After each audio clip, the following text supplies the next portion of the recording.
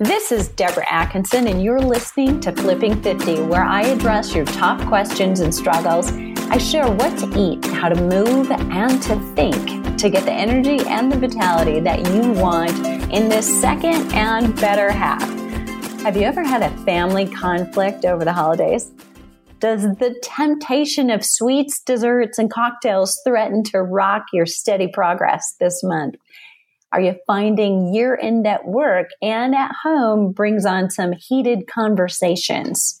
Wouldn't it be nice if you could deal with it all before it hit the fan? Well, you're in the right place if you said yes to any of those. Lorna McLaren is an award-winning corporate trainer and international speaker in effective communication, conflict resolution, and stress reduction. She helped thousands of organizations through 7 countries and 3 continents achieve instant results in improving communication, resolving conflict, and reducing the number one killer out there, stress. Don't we know that? Lorna is also an international best-selling author of the newly released book, Before It Hits the Fan, Quick Communication Tips to Help You Resolve Conflict and Reduce Stress. Lorna is also a Flipping 50 fan and insider, thrilled to be our guest. So she tells me. Okay. Lorna, thanks so much for being here. Hi, Deborah. It's great to be here. All right. This is a timely topic. So, I was thinking about this and I was thinking,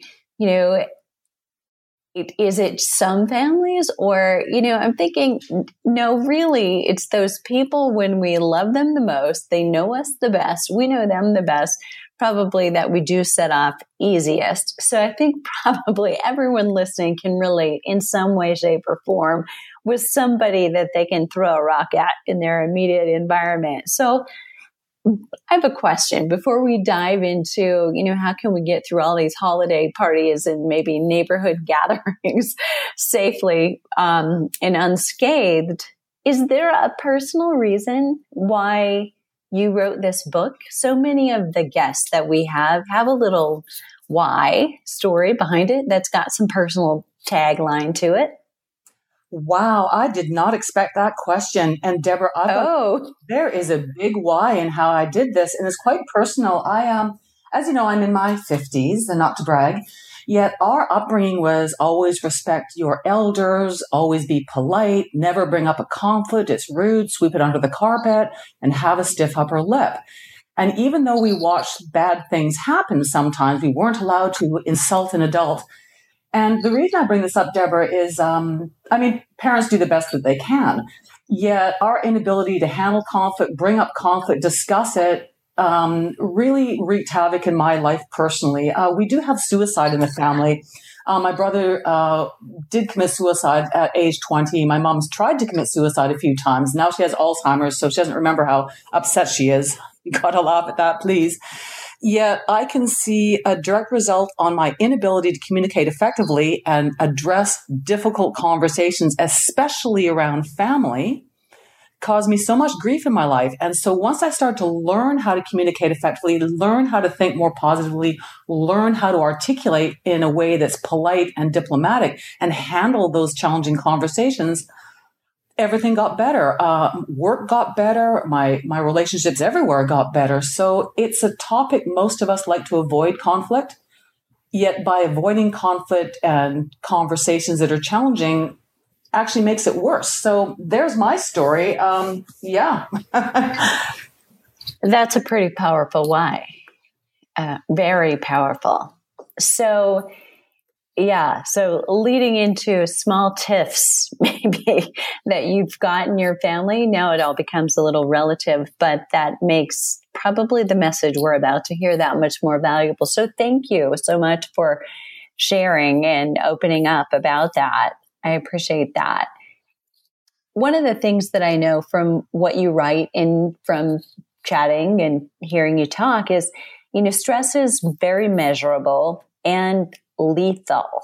And that's a powerful sentence, but I'd love for you to say more and elaborate on that. Thank you, Deborah. It is powerful. Stress is measurable and it is lethal. It is the number one killer out there. over 85% of all chronic disease and illness is stress related. So it will do things like, and this is not an abstract concept, it has been proven to be true. Stress weakens your immune system, disease is welcome to flourish. It messes with your chromosomes, it shrinks brain cells, it kills brain cells. Stress will always manifest physically. I've taken courses where they find out what your physical ailment is and link it to specific emotional stresses. And Deborah, is even in our language. I mean, like, she's a pain in the neck, he's a pain in the butt, they make me sick. So it will always affect your ability to sleep. You can't sleep, intermittent sleeping. The less sleep we get, the stupider we become.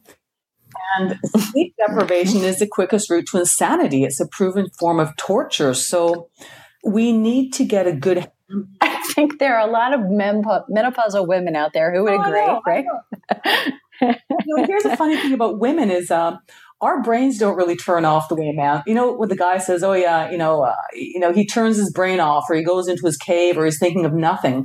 Well, guys can actually think of nothing. It's really hard for a woman to think of nothing because we're always thinking about something, even when we're asleep. So today I want to talk about what words to think about to actually have a direct and positive impact on reducing stress and increasing our quality of life. Let's do. Okay. So there are specific words that we need to think about. Yes. Now, the brain comes up with the answers of what you ask of it. And the brain tends to work in, visualization. So if I were to say horse, you're most likely thinking of the animal, not thinking about the letters. Now, if I were to say, I won't let Frank make me cry, what am I thinking about? And who have I given control to? There's just one example. Anytime we don't feel a sense of control in our lives, stress goes up. And so if I say, I won't make Frank make me cry, I'm thinking about crying. Or if you say to your children, don't have a messy room, they're thinking about a messy room. Right. If I say, do not visualize your president in a pink Speedo, I'll bet you did. So the point I want to make, I'm so sorry for that visual. I can't get past that now. I'm going to be stuck there. I can't mention our prime minister in Canada because he's a bit too good looking and he does a lot of shirtless selfies. I'm sure your president doesn't. Oh, sorry. Don't think about that. Please, no, please.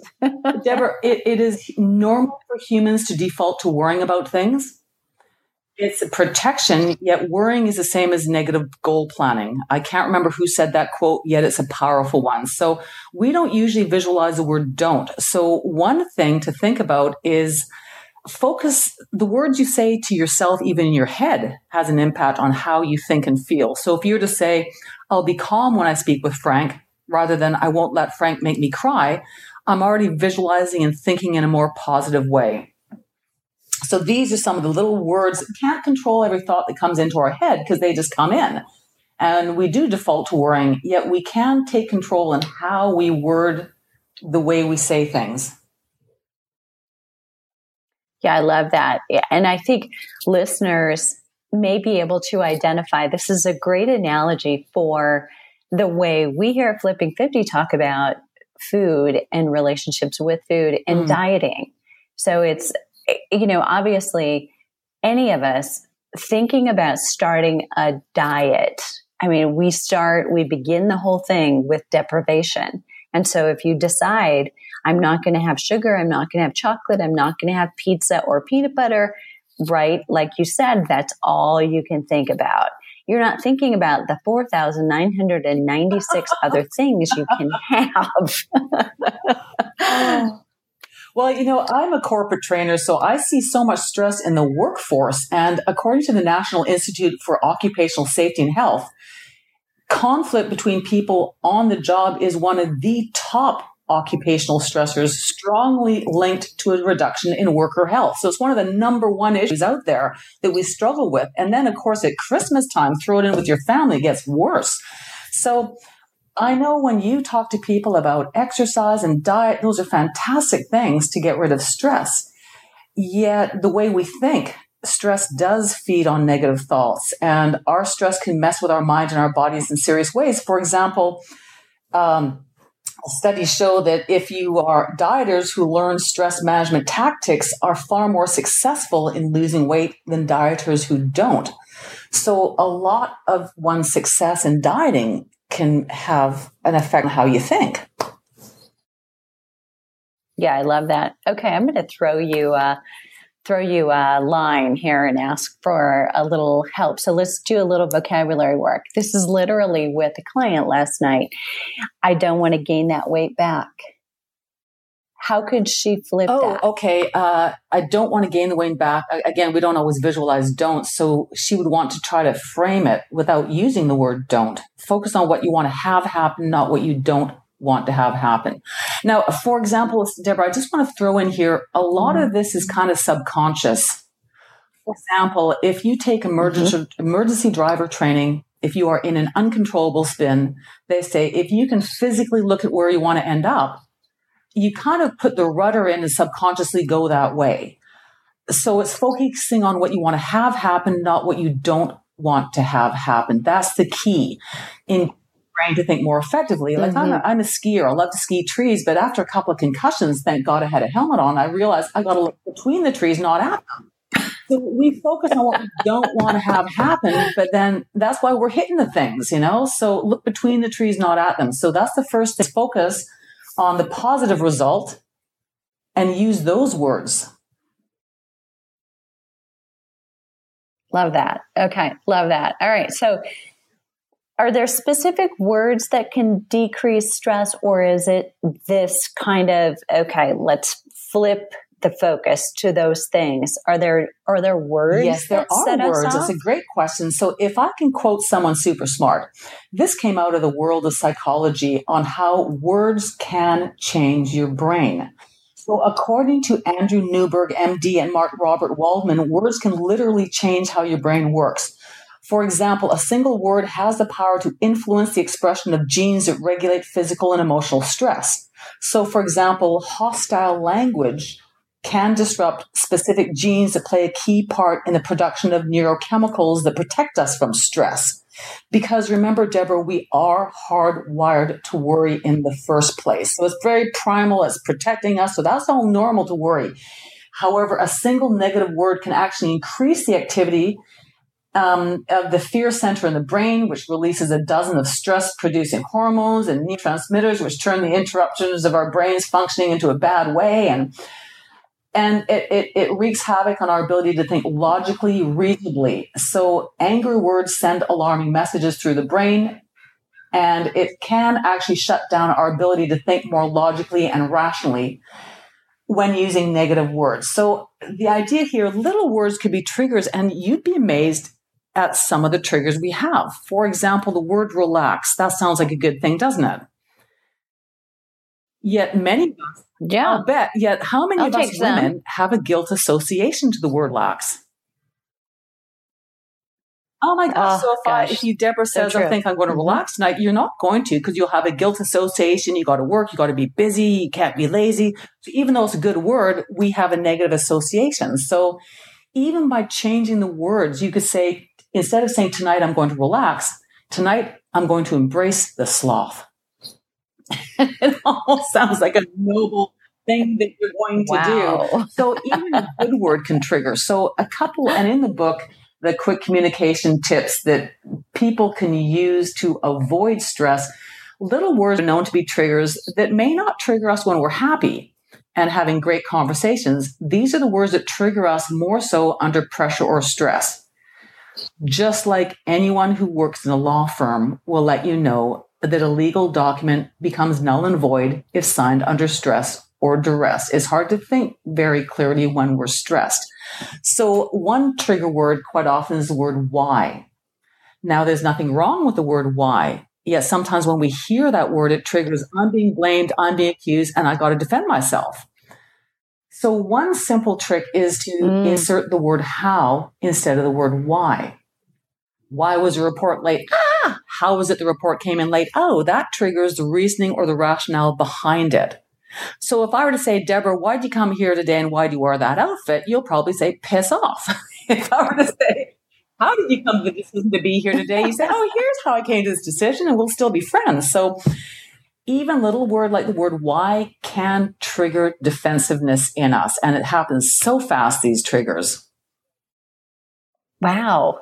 I am just thinking about that over and over and realizing, wow, what an impact this could make on, not even a full day, an hour. And we do it all the time. And it's so insidious, these little tricks or these little habits, like the word but. You got to butt out those butts. If I say nice outfit, but I care what you have to say, but those words just negate whatever compliment you said in advance. So I might be trying to give you the answer is to either have a period, pause, or use the word and as a segue. If I were to say, I care about what you have to say, but, I mean, I've just thrown it back in your face. If I say, I care about what you have to say, and, then that shows that I acknowledge it, and I'm adding to it. Most of us want to get along with people. We don't want conflict, and quite often we are triggered quite quickly by taking things too personally. So by avoiding the word but, and it's something that's hard. So many of us use it so often, that word. Another one is the word I. So true. And again, I'm usually working in corporations, but Deborah, imagine there's a manager out there who delegates a job to someone and they do it so totally wrong. It takes them 10 times longer to do it themselves. So the manager might say something like, could you please repeat about what I said? I just want to make sure you got it right.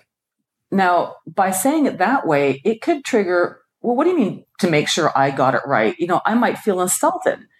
And I know my personality style. I'll probably repeat it back wrong just to piss them off for being rude to me in the first place. So we're quick to be defensive sometimes. And so if you use an I statement, it can avoid those triggers.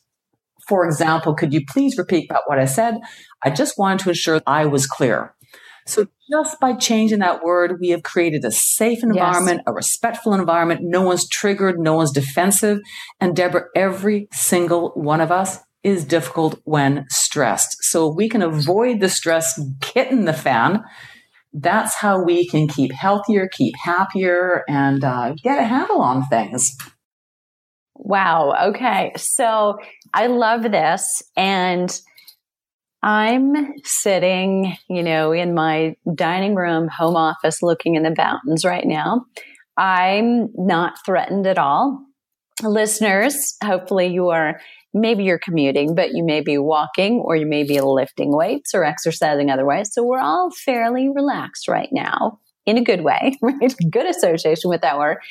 And so this all makes sense and it's logical. But what happens when you open the door on Christmas Day and there's, the last time you saw your in-laws or your outlaws or your, siblings, there's something in the air there and you get caught up in the heat of the moment. How do we it's easy to say, I'm not saying it's easy to do. Yeah. One analogy I like to use is if I took a picture of you and a bunch of your friends and I give you a copy of your photo of you and your friends, whose face do you look for first? Yeah. So all of us tend to be thinking about ourselves first and foremost. And what's so typical with women is sometimes if someone is rude to us, we think, well, what did I do to deserve it? Well, maybe you did diddly squat. They're just a rude person. But women, especially, we tend to be more wired for interdependent relationships. So first of all, we tend to worry more about relationships. It's usually women who phone people up to make sure they're okay or come visit, or women have the womb. So we are more the nest protectors. You're going to have to be looking after this baby for at least 40 years before it moves out. So we tend to be more wired already for interdependent relationships as women. So one thing to think about is how to perceive how you hear things, meaning there's a very good quote by, no one can shatter your self-esteem without your permission.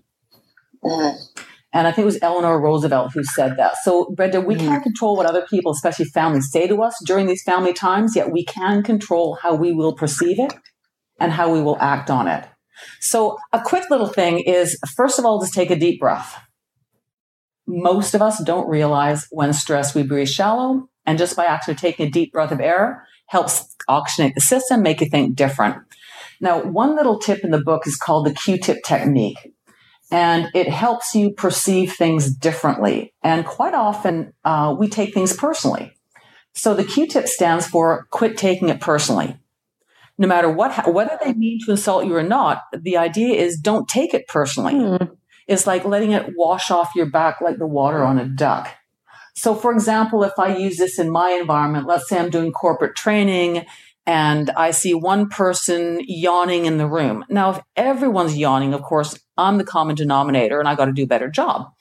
Yeah, sometimes we see just one person yawn and then all of a sudden our brain thinks, oh, I'm boring, I'm putting them to sleep, or how rude they are yawning and ruining my presentation. We start to take it personally.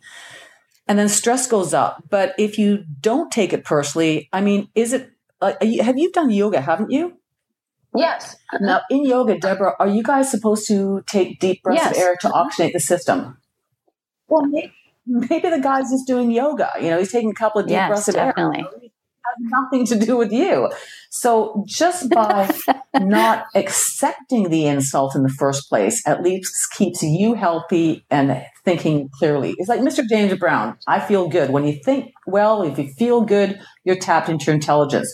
Or let's say if I'm working at an event and I see someone falling asleep. Now, of course, if everyone falls asleep, I'm the problem. But if it's just one person, sometimes we're quick to recognize one insult. So if I see someone with their eyes closed, rather than me having those thoughts, I'm putting them to sleep, I'm boring, or how rude they are, I might try to think of a different way so I don't take it personally. I might think, maybe they're up disco dancing all night long, or maybe they're just visualizing my every word. And just by saying that makes me feel better. So I'm not taking personal insult to it. So one part is to recognize all of us are difficult when stressed. So if people can do the diet and the exercise and the good thoughts and the things that you teach, that is huge. But on top of that, all of us can be difficult and more stressed when we're struggling with self-esteem issues. We'll be more quick to take things personally or quick to cry or be upset. So the better we feel about ourselves, the more clearly we can think. So again, in a long way of saying it, you can't always control what words people say to you. Your job is to try to control how you will perceive it or how you will think about it or how you will react to it. Wow. Very powerful. And I think even that simplicity of saying that we all are difficult when we're under stress, so worth visiting, and or, I'm picturing, anyone listening who might be, walking into a house full of relatives, and, how they might prepare themselves for, okay, I'm not going to take it personally. Yeah. And taking a few deep breaths before you go in and getting ready. Anything else you want to add to that? All of us have trouble with family. Prepare? And I really believe we spend our whole lives overcoming the first 15 years of them. And then, of course, there's that bad joke of the difference between in-laws and outlaws is outlaws are wanted. So at Christmas, you're going to have all these relatives we may or may not like. Yet, just so you know, as an example, every thought you have does secrete different chemicals. If I do something nice and say something nice and polite to you, you're going to be secreting the dopamines, endorphins, serotonin, and you'll be the recipient of my kind words and my kind gesture. You're going to feel good. I saying kind things and doing something compassionate for someone else makes me feel good as well. Yet those witnessing this kind gesture, they will also secrete those positive chemicals and feel good. Deborah, it's the same as watching a feel-good movie. You're not in the movie. Yet as a witness to what's going on, it makes you feel good.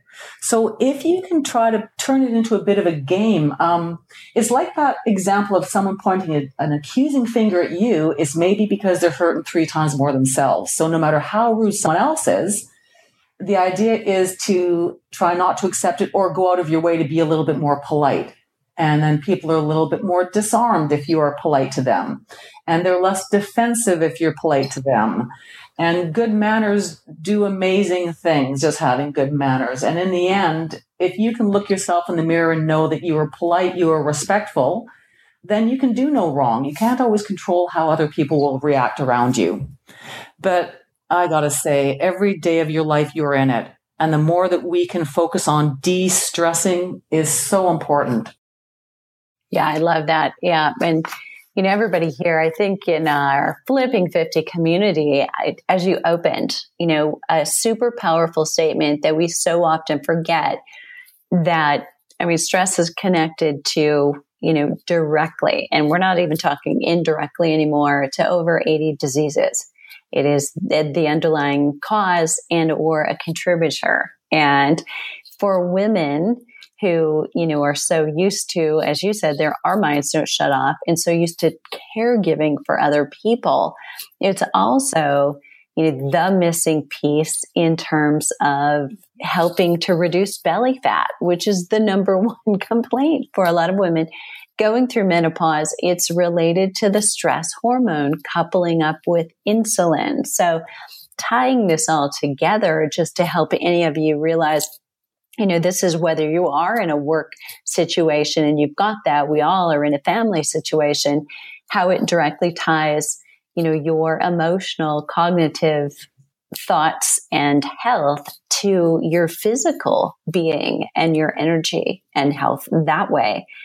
Lorna, I want to talk a little bit more about your book and where they can get that before we leave. But this is always the best, probably most juicy question of the day. So based on our conversation, based on knowing you're one of us, that, the women listening are, midlifers, and, they're going through some stressors. I mean, we're sandwich generations. We truly are. That's a really good question. You wish I would have asked you? Podcast for hours. Because as a woman in my 50s, I know that we take on so much stuff. And my dad keeled over in his 50s with a heart attack. He was a workaholic. And you'd think that I would have learned from that to not become a workaholic. But everyone listening, I want you to just put your hand up in the air and hold it up above your head for a few minutes while I speak. The point I want to get across here, it's like in an airplane, put your oxygen mask on first. We women are giving. We've raised kids. We're raising employees. We're putting together meals and dinners and family events. And is your arm sore by being held up in the air? I'll bet it is. So the point I want to make is your arm doesn't weigh very much, but the more you hold it up, the more it weighs on you. And if I were to have you hold your hand up for an hour, I'll bet most of us, unless you're super fit like you, could do that. So we women need to be very aware of how much stress is going on in our lives currently. And we need to take a break. We need to say no every once in a while. We have to recharge our batteries with the invisible energy of rest. Just like a university student who crams all night, they will have amnesia the next day. They don't have a clue what's going on. So the more women invest in looking after ourselves, because we are role models, we are helpers, we are leaders, we give, we do so much, and we need to look after ourselves. So that's the one thing I would say is if we can specifically find things every day that we can do to make sure that we reduce stress and feel good about ourselves. I love that. I love that tip. I'm gonna one up you. Okay. Right. So I love that. I love that tip. I'm gonna one up you. Okay. So for anybody listening, I think when we talk about exercise, particularly, whether it's a personal trainer or simply an accountability partner, that person who, if they're waiting on the curb at 6 a.m. for you out in the cold, you are not going to not show up. And that may be what you need, but I'm willing to bet that most women haven't considered having an accountability partner for stress, for, what is it that you did to take care of yourself today?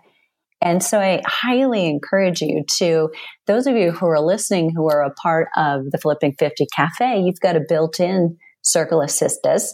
And so, I encourage you to go in and let us know. I mean, what's your commitment for, say, the next 30 days? What are the ways that you are consciously going to, maybe it's do nothing, maybe it's lock the door in the bathroom and take a bath all by yourself, no interruption.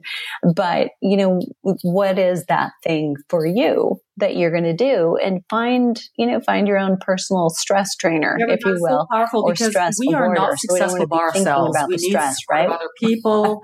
And so having the help of other people is, I love that you said that. And again, it's practice. So seriously, the longer that we learn to concentrate on positive words, the more we actually begin to affect other areas of our brain. and in a positive way. So it'll change our perception, how we feel about ourselves, about the people we interact with. We'll have a better view of ourselves if we use more positive words.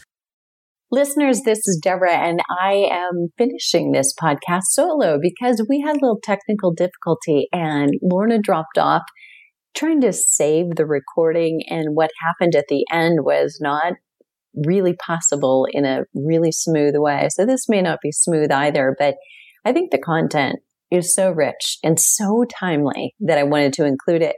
So I'm going to wrap this up, and it gives me an opportunity to invite you to do two things with Lorna as opposed to the one that we shared. So number one, to get your free digital copy of Before It Hits the Fan. And that comes with some bonus links to reduce stress. They are short recordings that you can listen to and you may want to plug in this month through the rest of the holiday season. So that is available at beforeithitsthefan.com, and that link will be in the show notes. Don't worry about remembering it.